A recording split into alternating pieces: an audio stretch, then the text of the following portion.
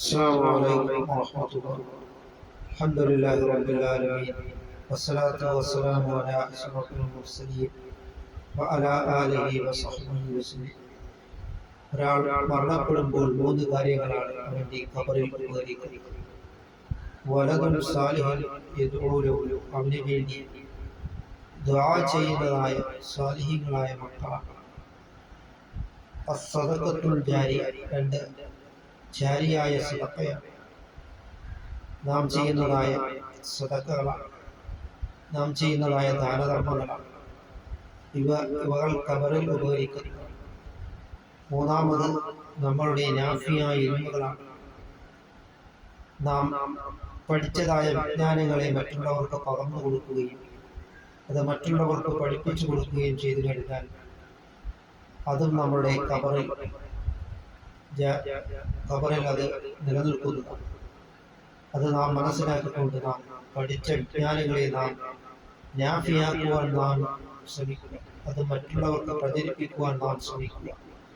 അങ്ങനെ നാം അള്ളാഹുവിലേക്ക് നാം മടങ്ങുകയും അള്ളാഹുവിനെ നാം തഖ്വ ചെയ്ത് നാം സേവിക്കുവാനും നാം ശ്രമിക്കുക. അതുകൊണ്ട് നിന്റെ സഹോദരന്റെ മുഖത്ത് നോക്കി പുഞ്ചിരിക്കൽ സദഖയാണ് എന്ന് സയ്യിദുനാ റസൂൽ കരീം സല്ലല്ലാഹു അലൈഹി വസല്ലം തങ്ങൾ പറഞ്ഞിട്ടുണ്ട്. അത് നാം മനസ്സിലാക്കിക്കൊണ്ട് നാം അള്ളാഹു റസൂൽ കരീം സല്ലല്ലാഹു അലൈഹി വസല്ലം തങ്ങളെയും വഴിപ്പെട്ട് നാം ജീവിക്കുവാൻ നാം ശ്രമിക്കുക. അതുകൊണ്ടാണ് സയ്യിദുനാ റസൂൽ കരീം സല്ലല്ലാഹു അലൈഹി വസല്ലം തങ്ങൾ പറഞ്ഞിട്ടുണ്ട്, എല്ലാവരും സ്വർഗത്തിലാണ്, ഇല്ലാമൻ അബ, സ്വർഗം വേണ്ടെന്ന് വെച്ചവർ മൻ അതാഅനി ദഖലൽ ജന്ന, എന്നെ അനുസരിച്ചവൻ അവൻ സ്വർഗത്തിൽ പ്രവേശിച്ചു. അതുകൊണ്ട് തോന്നിയതുപോലെ നാം ജീവിച്ചു കഴിഞ്ഞാൽ നമുക്ക് സ്വർഗം ലഭിക്കുകയില്ല.